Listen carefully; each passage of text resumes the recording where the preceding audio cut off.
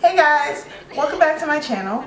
Today I have a collab video for you guys. Crystal Chizoba and myself here on YouTube, we decided to work together to put out videos talking about our pre-med journeys. Figured you guys would want to know a little bit more about our background, about how we got to the point where we are today. I will say, no matter how many L's I took throughout undergrad, or how many times I literally felt like the Mr. Krabs meme, I just feel so lucky that I was able to do all that I was able to do during undergrad so far, and I wouldn't trade it for anything. If you want to check out her channel, she's a really great girl. She makes great videos, and she's currently in undergrad and applying to medical school. So if you guys want to see what that's all about, her channel will be great, and also her makeup is bomb. Like bomb.com. So definitely check out her channel and check out her collab video that she made with me. And without further ado, we'll just go ahead and get started.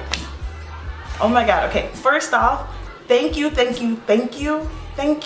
5,000 subscribers. Like, come here, give me a hug. We're gonna have this awkward moment. Come on, right there. Y'all, like, there's more than 5,000 of us. Like, we're a squad, like a legit squad.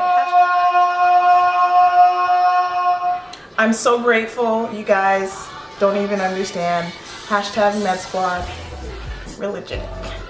Y'all, like, I really think I might be getting old because, like, I'm having to think back in my life, and that's like completely out of character for me because I feel like I've always been young, and now I'm like getting older, but like I'm still not grown, y'all. But okay, so let's think back to high school. I think high school is the pivotal point where you kind of decide what you want to study. You kind of are picking a college that probably has the areas of study that you're looking for or is good for whatever career that you see yourself doing.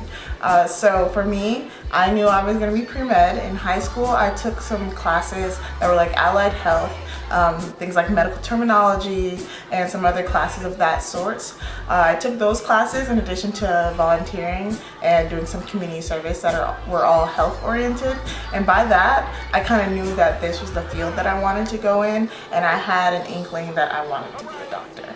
I first thought about being a doctor like way back, like when I was young. Like, I remember second grade for career day, I was like, I'm gonna be a doctor. Called up my aunt. Well, I didn't call up my aunt. My mom called up my aunt and she took me to a uniform service store, and I got my first pair of scrubs. And like, I remember that day like it was yesterday.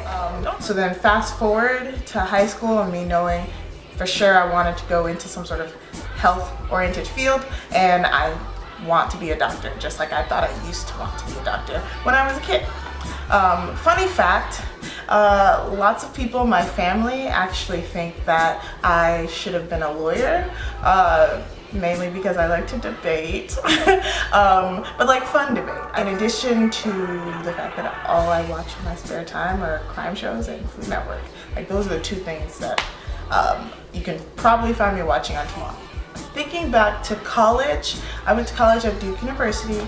I knew I was going to be pre-med, so I followed the pre-medical pathway that the institution had for us. In addition to that, I started taking my pre-med classes freshman year because I didn't really know exactly what I was going to major in, but I knew for sure I was going to be pre-med. So I took biology my first year. Biology.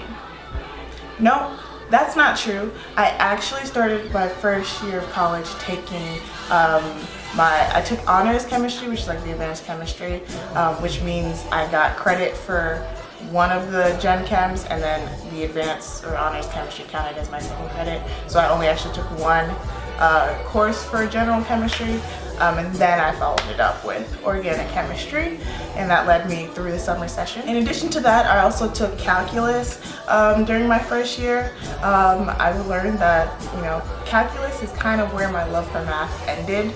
I used to really love math, and then for some reason the proofs in calculus kind of just took the wind out of me, and it was one of those things where I was like, all right, I could spend an hour doing proofs, or I could spend an hour in the lab, you know? So I was done with orgo going into sophomore year, and I was trying so hard not to get into the sophomore slump, but the sophomore slump is real, was real. It's a real thing. So y'all do your best to prepare for the sophomore slump, because even if it doesn't happen academically, it could happen socially, it could happen in your personal life, it can happen pretty much any way, but everyone kind of has the sophomore slump for some reason, I don't know. So complete with the sophomore slump, I took molecular biology, and that biology class was a little different in terms of its testing style. Everyone thought it was like, it had this kind of like big fear associated with it because they did multiple choice. Now for those of you guys who don't know what multiple choice means, it means that one or all of the answers could be true, so you have to choose the ones that are correct or the ones that answer the question. And it can be like, oh, 3 of those answers are correct, or just 1 of those answers are correct, or all 5 of them are correct. That's the way that my biology course was tested, mainly on our like quizzes, which were like a large percentage of our grades, but then we also had 3 exams, I believe. We did have the lab component. At Duke, the lab component is kind of tied to the course, so you can't really take the lab at a different time during the semester. So if you're enrolled in biology, then you also have the biology lab during that same semester. So bio, doing that. Then, so during the summer after my sophomore year, I did SMDUP. I have a video on that summer program here on my channel if you guys don't know what that is about, but I did mine at University of Virginia, or UVA, and I loved it. I recommend that program to anyone. It's a great program. If you're a freshman or a sophomore, you can apply to the program and then you get a stipend and you get exposure to the medical field. So it's a win-win-win, and you also get exposure to medical classes or pre-med classes, depending on your site. So it's a win-win. Definitely look at it. Go look at the video if you guys don't know anything about it, but I'm gonna get off my soapbox about that. My 3rd year, junior year, I did physics. So I took physics 1 and then I took physics 2. So life was interesting because my least favorite subject during undergrad was physics. So I spent a lot of time at home, locked in my apartment, doing physics problems because I wanted to do really well in physics. So eventually I got through it, but physics literally took up my entire junior year, so there was like no room for fun or anything like that, which is kind of sad, but you know, I got through it and I lived life 2nd semester senior year, so don't even worry about sacrifices because it pays off. So the summer after my junior year, I took biochemistry. So I knocked that out of the way, and while I was taking biochemistry, I took an English course. So I took 2 classes. I took a biochemistry and I took an English course because I needed the English course to fulfill my pre-med requirements as well as my graduation requirements. So I did that. Let's say halfway through the first summer session when I was taking biochemistry, I started studying for the Mcat. I gave myself a couple of weeks to get used to biochemistry before I took on more studying outside of my summer courses. I'll be doing a resources video a little later on, so if you guys want to know about any resources to use for studying, whether it's for a standardized exam or if you're courses in general, definitely leave a comment down below and I'll make sure to include resources that cater to whatever question that you have in that video that's coming up a little later in the summer. I ended up taking my Mcat that same summer, and then I started on the applications. I actually started on the application in May when it opened, and then your first submission date is June. So I spent roughly 2 years working on my personal statement.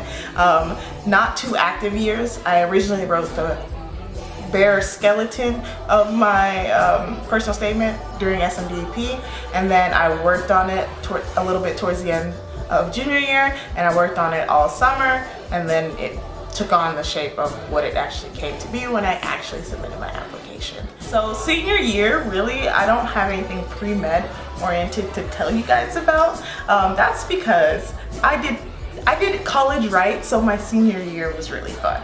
So like I said, I applied to medical school during my junior the summer of my junior year. So then I was on the interview trail all first semester, basically. All first semester, I was doing interviews. I did a lot of interviews. I roughly ended up doing 15 interviews by the time my session ended. I was really excited about getting to interview during my first semester. So that was fun in and of itself for me. So yeah, and then spring semester rolled around. I had 2 days of classes. I was taking a full load, but I had 2 days of classes. How did I do that? Because I did my schedule right, and I had classes that met once a week. So I had 2 once-a-week classes on, what, Monday? No, Tuesday, Wednesday. I think I had Tuesday, Wednesday. So 2 once-a-week classes on Tuesday and 2 once-a-week classes on Wednesday. Yes. So Thursday, Friday, Saturday, Sunday, Monday, I was free, which was good because the interview season kind of ran into second semester. So when it got to finally getting dates for like Mondays or Wednesdays or Thursdays, like it was a little easier for me to miss class because I didn't have class half the time. So I got to do a lot of exploring of Durham and Duke in general because I didn't get to explore the community outside of doing like community service and volunteering and meeting with other schools. Outside of that, I didn't really get to experience the social life that the city had to offer. So I definitely took advantage of my downtime to, you know, catch up with friends, eat lunch, lounge around the campus and run into new people. Things that I didn't get a chance to do during the first 3 years of my college experience. I like took random trips, places. Oh, for spring break, I went to Las Vegas and Los Angeles with my friends from boarding school. Also, I didn't say that. I went to boarding school for 11th and 12th grade of high school. So I went from my home high school to a boarding school and from boarding school to Duke University. So I reconnected with those friends, went on a spring break trip, which I'd never done before in college. So I literally took spring semester to do, it was a time for me to do everything and anything. So if you guys plan out your semesters to where you get your pre-med requirements finished in a timely manner, then you can afford to, you know, live that life and, you know, stop sacrificing for a semester and you get to live like a normal college student, like your other friends who aren't pre-med. So keep that in mind. So I'm currently a rising M2, so a second year medical student. I completed my first year of medical school, which I'm ecstatic about. And my first year of medical school was a weird period of my life. Like, I don't know how to explain it to you guys, but once you guys go through it, you'll realize time moves in a completely different manner. Like, I feel like I've aged 5 years in 1 year. It's very odd, which is why I tell you guys I feel old. I'm only 22, but I feel old. I also had to learn when to stop studying and turn my brain off, because eventually if you don't, you'll burn out. And one of the big things when it comes to medical school and physicians in general is they don't want you to burn out. So I had to learn things about myself, things that I needed to do to just keep me sane. Like, for instance, I wanted to listen to Pathoma or in the shower, to like listen to lectures while I'm in the shower. That drove me crazy. I like to sing to music when I'm in the shower. So I stopped messing with my shower time and I stopped messing with the driving to campus time. I leave those times to just listen to music and decompress before I go back to studying. So learn about yourself. I know people ask me what are some tips that you have to prepare yourself to for medical school. Literally, biggest tip, number one tip, learn about yourself while you can before you're in a higher stressed environment, because those key things about knowing yourself and knowing how you work will go a long way. That was a little glimpse into what my pre-med journey was. I hope you guys enjoyed. If you have any questions about some things I mentioned or some things that I didn't mention and you're curious about, leave a comment down below. Don't forget to check out Crystal's video.